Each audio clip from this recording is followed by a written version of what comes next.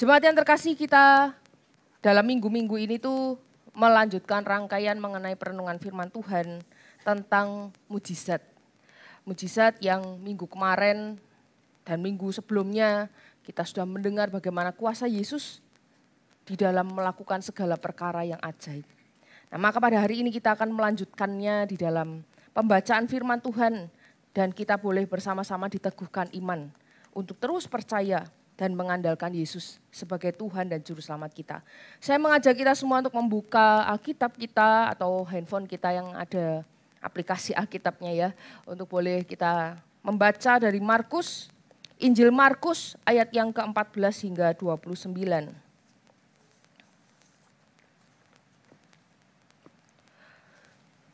Markus 9 ayat 14 sampai 29. Kita akan membacanya silih berganti. Nanti kalau misalnya di slide itu ada tulisan yang berwarna merah, tolong bacanya agak ditekan sedikit ya. Oke, kita akan membacanya silih berganti. Saya duluan ayat 14, Bapak Ibu ayat 15 dan seterusnya sampai ayat 29. Agak panjang dikit, tapi mari kita menikmati membaca firman Tuhan bersama-sama. LAI memberi judul Yesus mengusir roh dari seorang anak yang bisu.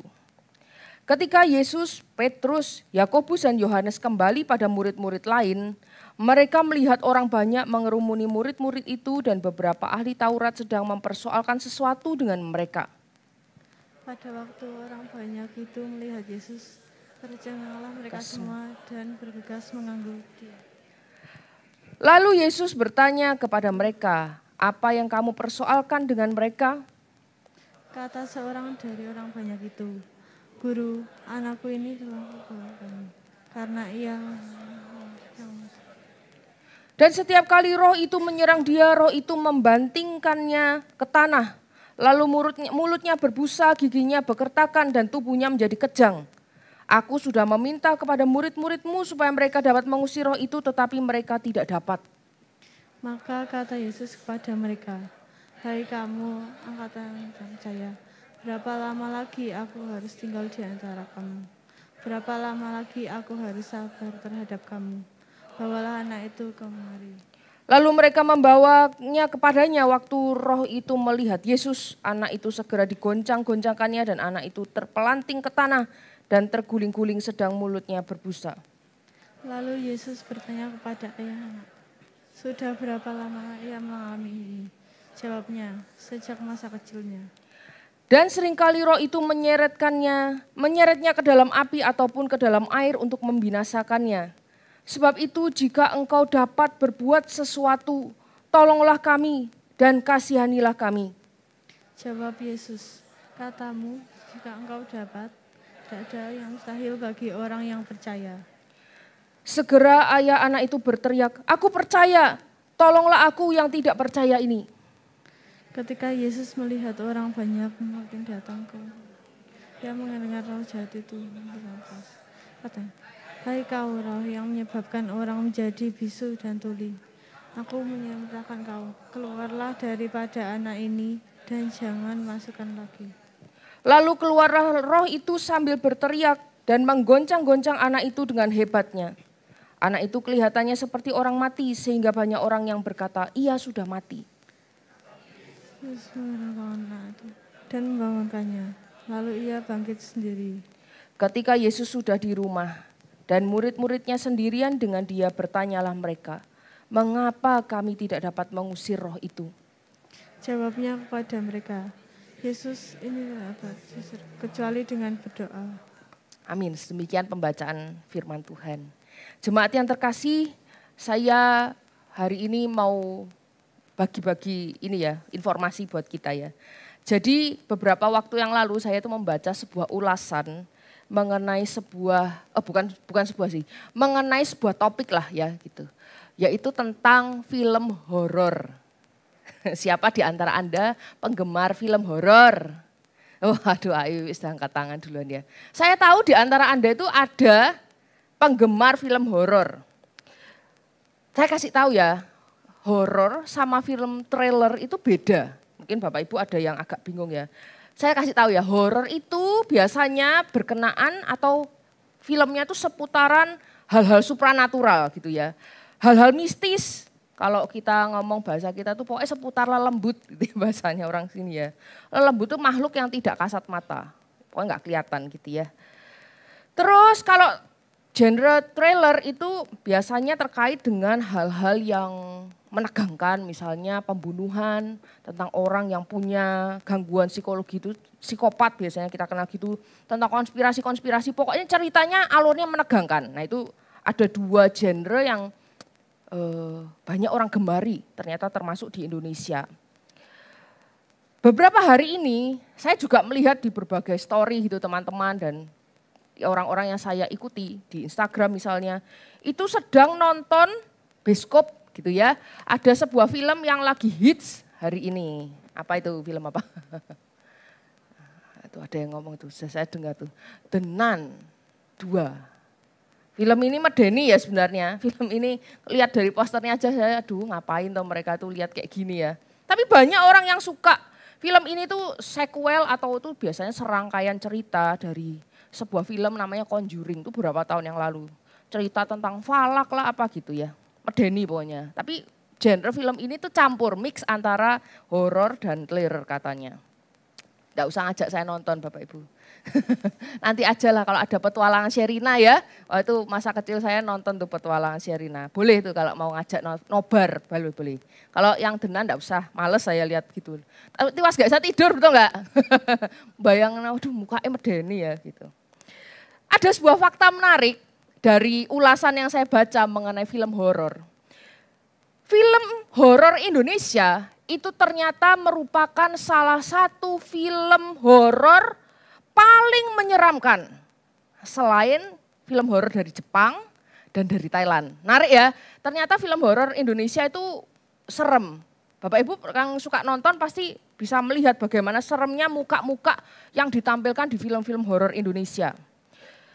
Kalau film hantunya China, Congkok, medeni enggak ya? Enggak ya, vampir-vampir yang jalannya mencolot-mencolot gitu bagi banyak orang tambah lucu. Enggak medeni. Tapi kalau soal film horor di Indonesia itu, wih serem. Berbagai judul lah Anda pasti tahu. Pada kenyataan yang semacam ini, film horor yang menyeramkan, bahkan beberapa tahun yang lalu itu film Indonesia namanya Jailangkung itu dipraktekkan di mana-mana, di sekolah-sekolah banyak yang kesurupan dan lain-lain. Itu dilakukan karena banyak orang menggemari film-film dengan genre horor seperti ini. Penasaran mungkin ya, ada rasa ingin tahu, ada rasa pengen jantungnya terpacu untuk sesuatu yang menegangkan atau mengerikan. Saya dulu waktu kecil dan teman-teman seusia saya juga pasti tahu, ada sebuah film sebenarnya ini supranatural juga termasuk horor, tapi dibikin sedemikian rupa sehingga anak-anak kecil pun diperkenalkan kepada hal-hal spiritual atau hal-hal yang berbau-bau hantu-hantuan. Siapa yang nggak tahu film ini? Casper hantu yang baik gitu ya dulu itu ceritanya buat kita pada waktu itu. Tetapi apakah benar ada hantu yang baik? Setan yang baik? Iblis yang baik? Jawabannya apa Bapak Ibu? Enggak ada. Hal-hal yang saya sebutkan tadi dari film horor, kemudian film thriller yang menegangkan, orang-orang pengen penasaran, pengen tahu, pengen sesuatu yang mengerikan supaya jantungnya terpacu. Film-film semacam Casper yang kelihatannya lucu, menarik, dikemas dengan sedemikian rupa sehingga orang itu punya ada pemikiran lah paling enggak anak-anak kecil tuh, oh enggak usah takut hantu itu baik, setan itu baik kok, setan itu baik. Sehingga orang termasuk orang percaya menganggap kuasa gelap, setan, hantu itu sesuatu yang remeh lah. Cuma gitu tok. Saya serem sih tapi ya enggak apa-apa lah. Itu biasa saya nonton di bioskop. Tegang-tegang tapi enggak apa-apa. Sehingga pada kehidupan sehari-hari juga ada banyak orang yang akhirnya mempraktekkan hal-hal berbau okultisme semacam ini. Praktek-praktek perdukunan mulai dari tumbal, komunikasi dengan arwah. Dengan cara yang macam-macam. Ada guna-guna, ada santet, ada pesugihan, ada sihir. Dan yang cukup terkenal di Indonesia adalah babi ngepet. Tapi termasuk di dalamnya juga ada praktek-praktek penyembuhan penyakit dengan menggunakan kuasa gelap. Bapak Ibu yang terkasih, kalau kita melihat kenyataan semacam ini, lalu orang bertanya, apa benar sih kuasa gelap dengan dukun kita datang ke sana, kalau Gunung Kawi misalnya terkenal ya di Kediri itu. Banyak teman-teman waktu saya ke Jawa Barat kemana, Gunung Kawi itu kayak apa sih? Orang-orang tuh penasaran karena di sana cukup terkenal dengan kekuatan magisnya yang luar biasa. Orang yang sakit ke sana jadi sembuh. Apa benar seperti ini? Saya kasih tahu Bapak Ibu, benar. Kuasa gelap, kuasa setan sekalipun, itu sanggup melakukan segala perkara ajaib yang pikir kita itu bisa disebut sebagai mujizat. Banyak kok yang terjadi, mungkin Anda sendiri pernah, semoga enggak ya, semoga enggak ada jemaat sini yang pernah datang ke dukun lalu cerita kemana-mana, aku sembuh ke dukun itu gitu ya, semoga enggak ada. Tapi memang kenyataan seperti ini, jemaat yang terkasih, bahwa kuasa gelap itu bisa melakukan mujizat, tanda-tanda ajaib. Di Alkitab pun mencatat, misalnya waktu Musa dan Harun menghadap Firaun, lalu mereka disuruh Tuhan untuk melakukan sesuatu tanda ajaib, yaitu tongkatnya Harun itu dilempar dan jadi ular. Pada waktu itu Firaun menyuruh juga para dukun atau ahli sihir dari Mesir untuk juga melakukan, bisa loh. Mereka tongkatnya juga pada jadi ular. Tapi yang membedakan adalah Alkitab mencatat ularnya Harun, dari tongkat Harun itu memakan semua ular dari tongkat-tongkat para ahli sihir Mesir. Kita melihat bahwa di dalam hidup sehari-hari kita, apalagi di Indonesia ini, tidak bisa lepas dari hal-hal yang berbau-bau magis. Kita sudah akrab di antara kita. Tapi mungkin juga di antara kita ada yang menghibur diri, ada yang berpikir gini, alah ya udahlah daripada aku takut, anggap kuasa gelap itu enggak ada. Anggap aja setan itu, hantu, iblis itu enggak ada, anggap aja itu dongeng. Saya pernah mendengar sendiri tuh, ada orang tua yang ngomong, enggak usah takut, hantu itu enggak ada, setan itu enggak ada. Maksudnya supaya anak enggak takut, betul ya, tetapi pada akhirnya membuat orang itu menganggap bahwa si jahat, si iblis itu tidak sungguh-sungguh ada dan tidak perlu diwaspadai. Ini salah. Alkitab menjelaskan, Tuhan Yesus sendiri mengatakan bahwa kuasa jahat itu sungguh nyata di dalam keseharian manusia di dalam dunia yang gelap ini. Bahwa kuasa si iblis, kuasa si jahat itu sungguh-sungguh besar. Karena apa? Karena mereka adalah dulunya malaikat ciptaan dari Allah, namun memberontak. Dan mereka akhirnya dihukum. Jemaat yang terkasih, oknum-oknum malaikat ini yang kita sebut sebagai iblis lah, setan lah, dan kawan-kawannya roh-roh jahat. Mereka ini adalah kawanan yang disebut oleh Tuhan sebagai penguasa dunia. Mereka memang tidak punya kuasa yang lebih besar dari Tuhan Allah kita. Tetapi mereka jika dibandingkan dengan diri kita, mereka punya kuasa yang jauh lebih besar. Kalau kita tanpa Roh Kudus di dalam hidup kita. Kita bayangkan saja, iblis itu sudah pengalaman sejak zaman Adam dan Hawa. Nyeret orang jatuh ke dalam dosa itu banyak. Udah semua generasi itu jatuh dalam dosa karena iblis. Betapa pintar, betapa cerdik dan berpengalamannya mereka untuk boleh menyeret orang di dalam kebinasaan. Dia adalah musuh Allah. Dia yang membelenggu manusia dan menyeret kita semua, manusia, ke dalam kubangan dosa. Tetapi puji Tuhan, kita bersyukur karena kita orang percaya, kita sudah dibebaskan oleh Tuhan Yesus. Tuhan Yesus menjadi juru selamat kita, hidup kita sudah dipenuhi oleh Roh Kudus. Kita bersyukur kepada Tuhan. Kita bersyukur juga karena kita percaya Tuhan Yesus itu berkuasa mengalahkan kekuatan, kuasa si iblis. Sebagai orang percaya kita juga yakin Tuhan Yesus itu jauh lebih tinggi di atas si jahat. Maka mari kita simak perikop yang tadi kita baca. Sebuah peristiwa yang ajaib yang Tuhan Yesus kerjakan di waktu dia hadir di tengah dunia ini. Jemaat yang terkasih, perikop ini tuh settingnya ya, situasinya adalah ketika Tuhan Yesus turun dari gunung setelah dia itu dimuliakan. Setelah Petrus, Yakobus, Yohanes bertemu dengan kondisi Tuhan Yesus itu dipermuliakan. Wajahnya bersinar seperti matahari catatan Alkitab. Dan ada Musa dan Elia yang datang pada waktu itu. Luar biasa peristiwanya.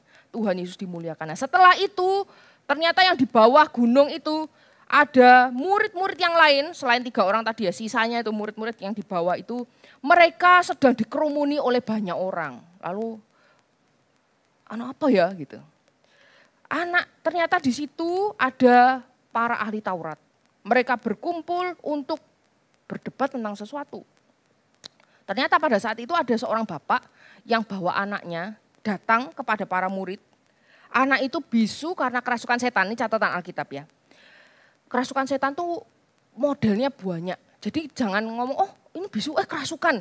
Enggak ya Bapak Ibu, atau ada sakit tertentu lalu kita bisa, kerasukan ini, bukan. Tidak selalu demikian.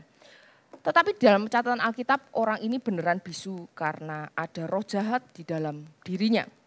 Roh itu membanting-banting anak itu ke tanah, mulutnya berbusa, giginya berkertakan, tubuhnya kejang. Kalau dalam catatan Matius 17 anak ini disebut sebagai sakit ayan atau kita sekarang kenal dengan epilepsi itu ya.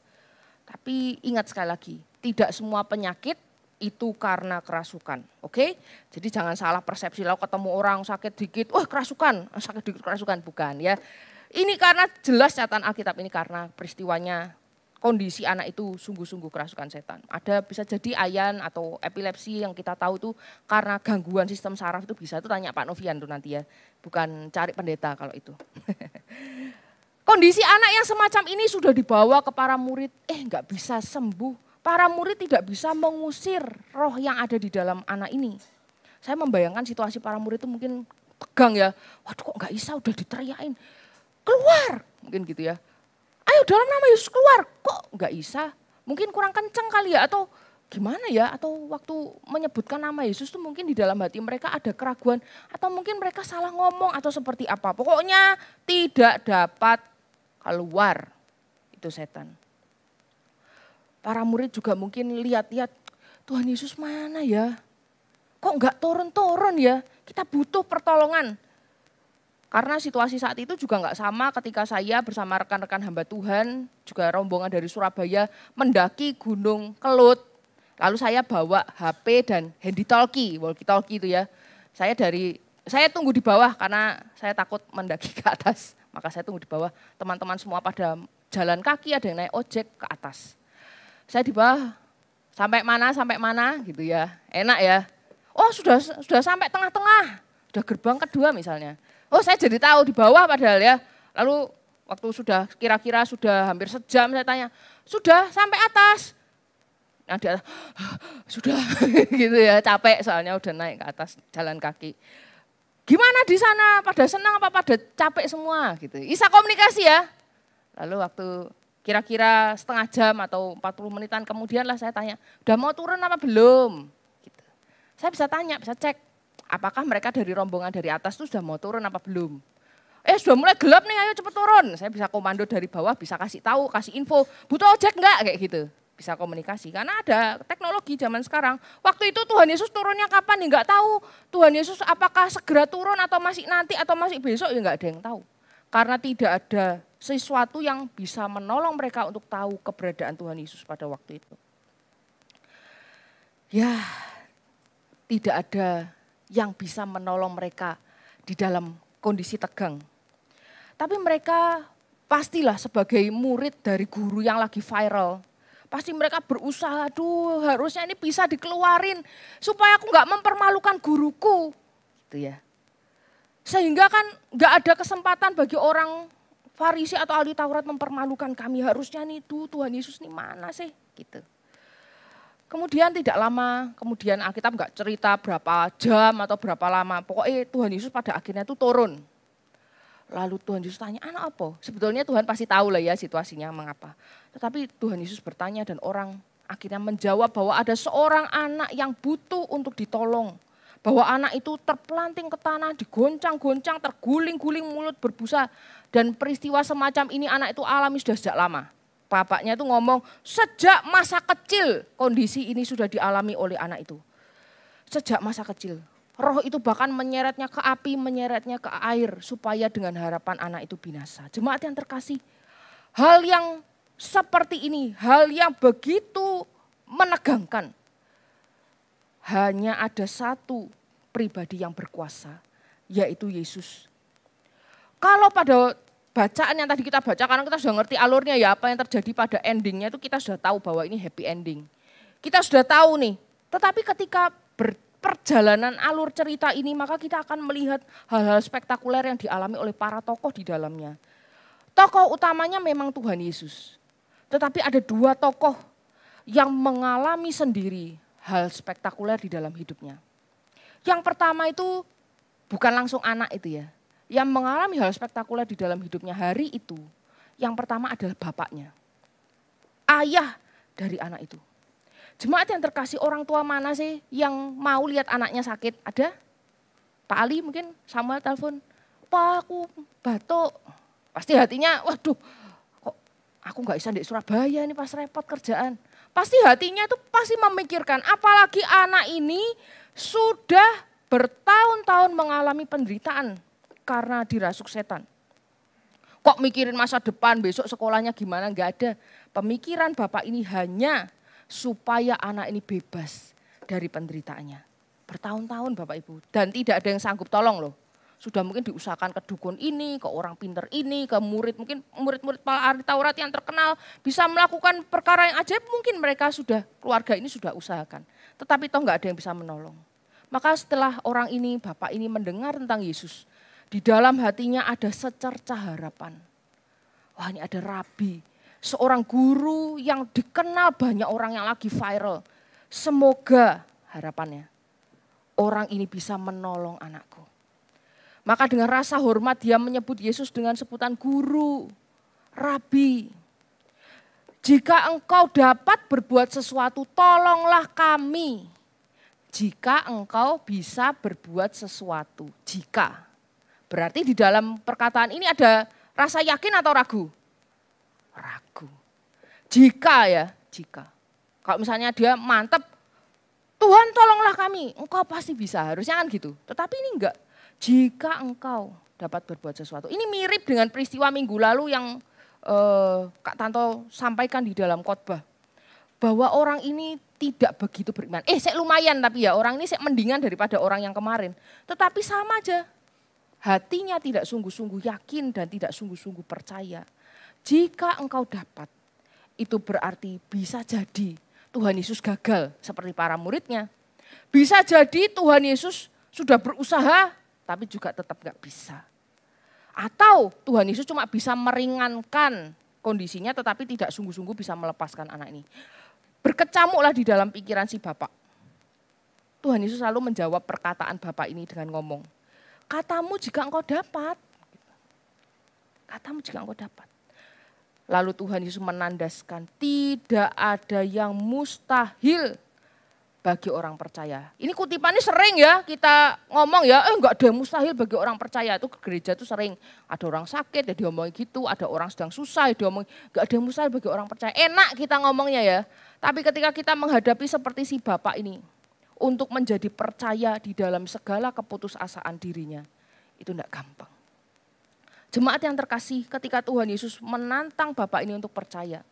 Ayat 24 itu menyatakan, segera orang itu berteriak, aku percaya, tolonglah aku yang tidak percaya ini. Ketika baca ayat ini saya itu beberapa hari ini saya sangat terharu. Ketika merenungkan betapa baiknya dan sabarnya Tuhan terhadap orang-orang semacam ini. Berada dalam keraguan, keputusasaan, gak segera percaya kok orang itu sudah lihat Tuhan Yesus sanggup melakukan ini, melakukan itu, sudah melakukan banyak perkara tapi kenapa orang masih juga ragu dan tidak sungguh-sungguh percaya. Bukankah kita juga pernah termasuk di dalamnya? Kita dulu juga pernah jadi orang yang gak percaya.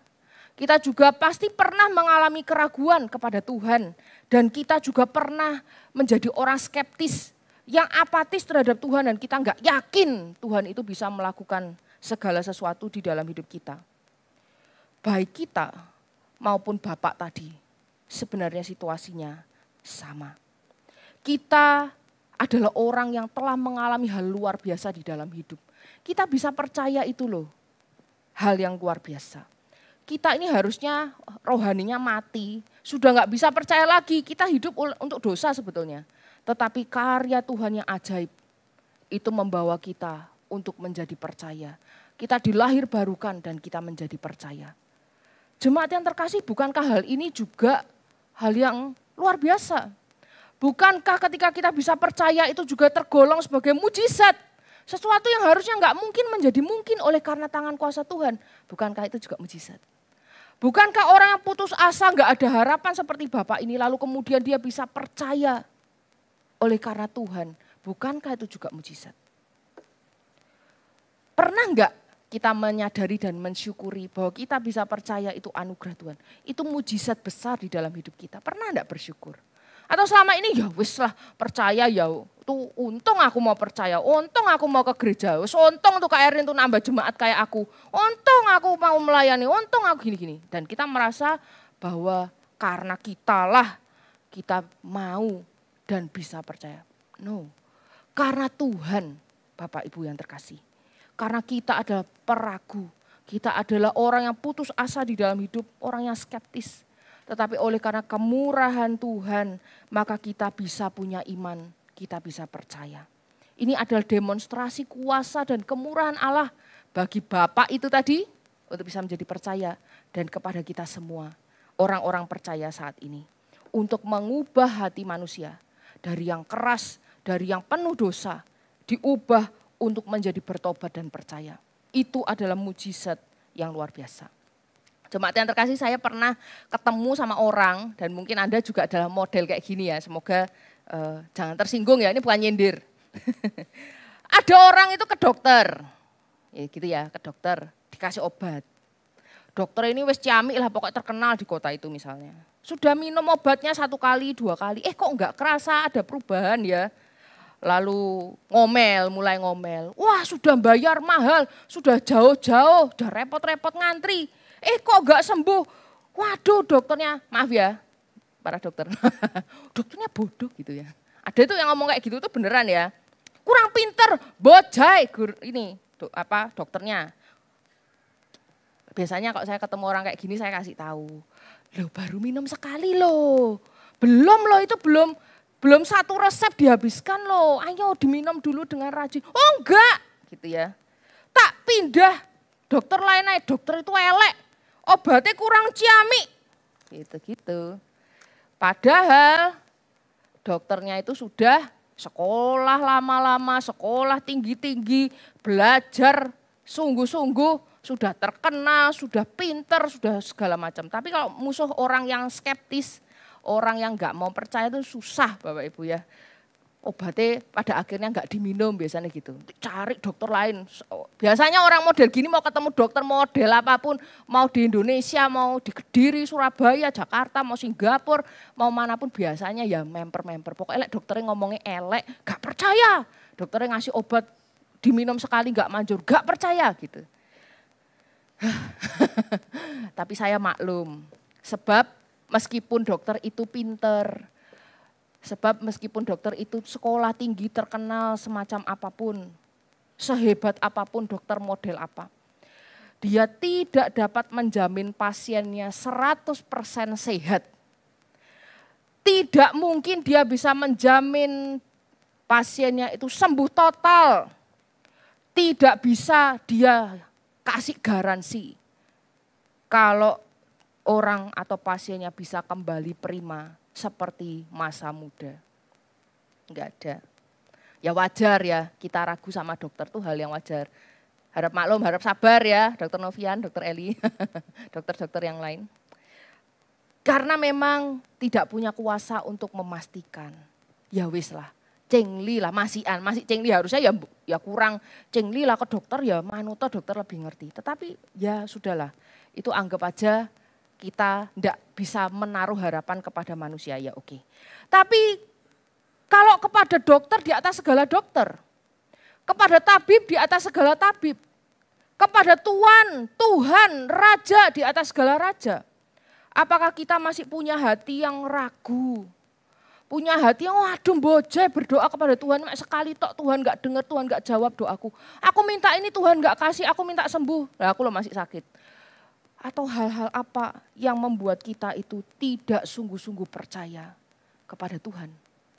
Kita merasa bahwa orang manusia itu kita ragukan. Tuhan pun porsinya sama. Jangan demikian Bapak Ibu. Tuhan dengan jelas mengatakan tidak ada yang mustahil bagi orang percaya. Dan mari bersyukur kalau kita bisa percaya. Kalau saat ini belum percaya, mari buka hati seperti Bapak tadi. Untuk boleh percaya sungguh-sungguh kepada Tuhan. Dan bergantung kepadanya. Pribadi yang kedua, anak ini. Anak ini salah satu tanda yang luar biasa di dalam Alkitab. Sebelumnya di tempat yang lain, di bagian yang lain di dalam Lukas 13 itu juga ada orang yang nasibnya mirip sama anak ini. Ada seorang wanita 18 tahun dirasuk sama roh sehingga jalannya tuh bongkok. Sekali lagi ada orang bongkok jangan disebut itu kerasukan roh. Bukan ya, ada orang perempuan ini kerasukan roh bongkok jalannya sepanjang 18 tahun. Siapa yang gak menderita bongkok sampai kayak gitu? Punggungnya gak bisa berdiri tegak. Kuasa setan itu sungguh nyata di dalam hidup orang 18 tahun dirasuk itu. Tetapi bersyukur karena Tuhan Yesus jauh kuasanya lebih besar dibandingkan kuasa setan. Maka Tuhan Yesus cuma meletakkan tangannya. Ini catatan Lukas ya. Tuhan Yesus meletakkan tangannya dan seketika itu juga berdiri tegaklah perempuan itu. 18 tahun. Kita juga bisa yakin dia sudah ke orang ini, ke sini, ke situ, berusaha minum ini, minum itu, orang pintar dan lain-lain. Tidak ada hasil. Tetapi hari itu ketika dia bertemu dengan Yesus, dia mengalami kesembuhan. Mirip peristiwanya dengan anak yang mengalami penderitaan oleh karena roh jahat. Yesus adalah Allah yang berkuasa. Dia sanggup melepaskan anak ini dari roh jahat. Dia sanggup melakukannya dengan cara yang cuma berfirman doang. Muridnya tadi mungkin sudah teriak-teriak, sudah pakai berbagai cara, tidak bisa. Tetapi Yesus yang penuh kuasa, itu sanggup melakukannya dengan seketika. Meskipun dia dalam rupa manusia, tetapi kuasanya tetap dia adalah Allah. Maka Tuhan Yesus berkata, hai kau roh yang menyebabkan orang menjadi bisu dan tuli, aku memerintahkan engkau. Aku memerintahkan engkau, bukan please ya roh jahat, pergi yo. Enggak ya, please gitu, enggak. Ayo toh pergi yo, pergi sekarang. Cepat pergi, enggak kayak gitu juga. Aku memerintahkan engkau pergi. Lalu Tuhan Yesus melanjutkan, keluarlah daripada anak ini dan jangan merasukinya lagi. Siapa pribadi yang berkuasa atas setan semacam ini selain Yesus? Tidak ada orang pintar dukun manapun yang sanggup berkata dengan kuasa kepada setan-setan itu. Maka keluarlah setan itu dari anak tersebut. Dan anak itu yang sudah bertahun-tahun menderita menjadi sembuh. Bapak Ibu jemaat yang terkasih, ada banyak orang waktu itu yang bisa melakukan mujizat macam-macam. Para muridnya ahli Taurat dan orang Farisi itu ya ada yang bisa menyembuh-nyembuhkan orang, bisa. Para pemimpin agama itu juga bisa melakukan sesuatu tanda ajaib, bisa. Tetapi perhatikan mujizat yang dilakukan Yesus. Ini ada tanda-tanda Mesias dalam Yesaya 35 ayat 5 sampai 6. Mata orang buta dicelikkan, telinga orang tuli dibuka. Orang lumpuh berjalan, orang bisu bersorak-sorai dan minggu ini kita dinyatakan kepada kita. Yesus juga berkuasa atas setan. Kita bersyukur karena kita diyakinkan bahwa Yesus adalah Sang Mesias. Bukan sembarang nabi kata orang. Bukan sembarang guru. Bukan sembarang orang yang kelihatannya mungkin malaikat atau apa sebutan mereka. Tetapi hari ini kita diperlihatkan. Inilah Sang Mesias, juru selamat yang diberikan kepada kita. Dan mari kita percaya. Setelah peristiwa itu terjadi, murid itu penasaran, kok nggak bisa ya guru, kok nggak bisa sih mengeluarkan roh jahat dari anak itu. Kan aku tadi sudah teriak, kan sudah mirip sama guru, keluar gitu ya. Tapi mereka lupa, mereka tuh nggak punya kuasa. Maka Tuhan Yesus berkata, jenis ini enggak dapat diusir kecuali dengan berdoa. Jemaat yang terkasih, ingat, kuasa iblis itu jauh lebih besar dari kuasa manusia yang tanpa Roh Kudus ya. Kita sebagai manusia itu lemah dibandingkan dengan kuasa si iblis. Maka doa itu adalah tanda kita berserah dan bergantung penuh kepada kuasanya Tuhan, bukan kuasa kita. Meskipun kita pakai jompa-jampi segala macam, tanpa bersandar bergantung kepada Roh Allah, Roh Kudus, kuasa Yesus, maka kita tidak bisa melawan si iblis. Maka sebagai orang Kristen janganlah kita tuh masih takut, kita masih pakai jimat, mungkin bawa pulang anggur perjamuan, ambil ekstra, nambah satu lagi. Buat apa taruh di bantal, ben aku nggak mimpi buruk. Ada loh yang kayak gitu ya. Ada yang itu ambil itu sembarang ya dari gereja. Mungkin Alkitabnya gereja itu lebih ampuh dari Alkitabku. Tak bawa pulang, tak taruh rumah. Atau pasang salib di ruang tamu ada, di kamar ada, di dapur ada, di mana-mana ada. Tidak ada gunanya Bapak Ibu sekalian. Sebab tanpa doa, tanpa kita bergantung bersandar pada kuasa Tuhan, kita tidak punya kekuatan untuk melawan si iblis.